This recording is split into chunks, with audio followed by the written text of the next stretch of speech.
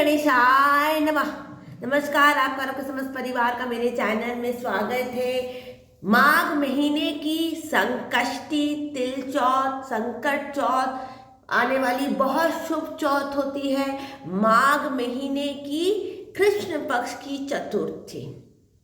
ये चतुर्थी आपके जीवन में जितने भी संकट है और आपके समस्त परिवार के संकट दूर कर देगी। श्री गणेशाय नमः। इस चौथ में पूरे दिन आपका व्रत रहता है।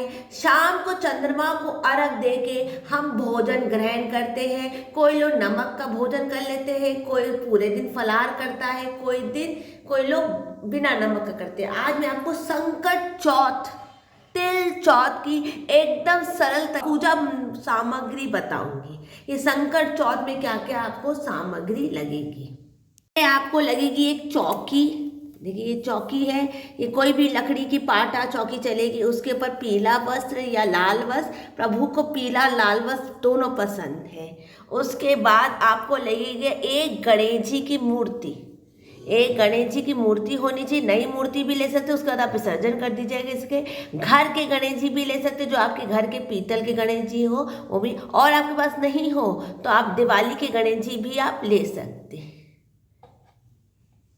चौकी के ऊपर कलश स्थापना करने के लिए एक जल भरा आपको लोटा लगेगा। जल भरा लोटा लगेगा। आप नारियल कलश भी स्थापित कर सकते हैं, दीपक कलश भी स्थापित। हम लोग दीपक कलश से स्थापित करते हैं, आप लोग नारियल कलश भी स्थापना कर सकते हैं। गणेश जी की पूजा करने के लिए आपको गणेश जी की पूजा करने के लिए आपको लगेगा गणेश जी की मूर्ति, सिंदूर। देखिए ये वाला सिंदूर गणेश जी को चढ़ता है। इसका चोला बनाया जाता है। इसको घी के साथ चोला बना के गणेश जी को चढ़ाया जाता है। हल्दी, कंकु और पुंगी फलम लगेगा। ये गणेश जी की पूजा करने। उसके बाद आप पीला उपवस्त्र, लाल उपवस्त्र, हल्दी की गांठ या जनोई जोड़ा भी आप ले सकते हैं। ये पूजा करने के लिए गणेश जी की पूजा। और आपके पीतल के गणेश जी है तो आप पंचामृत भी कर सकते हैं। इस चौथ में सबसे ज़्यादा ज़रूरी होता है तिल। अक्षर से ज़्यादा हम तिल का व्यवहार करते हैं। तिल छीटे जाते हैं। चंद्रमा को जब अर्घ दिया जाता है तो तिल डाला जाता है। तिल हाथ में लेकर संकल्प किया जाता है। तिल को हाथ में लेकर कथा बोली जाती है। तो तिल का बहुत महत्व है, तो हम इसमें तिल का बहुत व्यवहार करेंगे। तिल जो है इसका बहुत ज़्यादा ही व्यवहार होता है, तो आपको तिल लगेंगे। पूजा में आपको तिल लगेंगे। उसके बाद लगेंगे पुष्प और उसके बाद आपको लगेंगे धूर्बा। गणेश जी को धूर्बा बहुत ज़्यादा ही पसंद है। गणेश जी की सबसे प्रिय धूर्बा होती है, तो आपको बहुत सारे धूर्बा लगेंगे। बहुत सारे आपको धूर्बा लग जाएगी। धूर्बा आप ले लीजिएगा।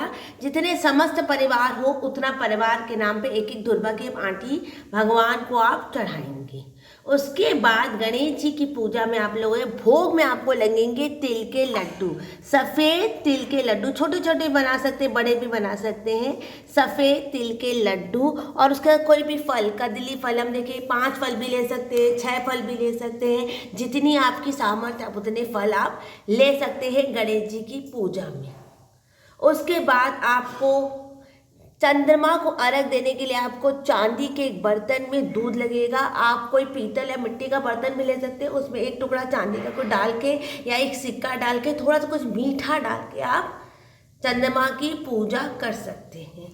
चंद्रमा को अर्घ देते हैं। और कथा आप अगर ऊपर नहीं कर सकते तो शाम को आप गणेश जी के सामने कथा बोल सकते हैं। आरती के लिए आपको लगेगा घी, एक दीपक, बत्ती, बहुत सारी देखिए बस बत्ती है। और उसके बाद धूप लगेगी और एक माचिस, एक आपको माचिस लगेगी।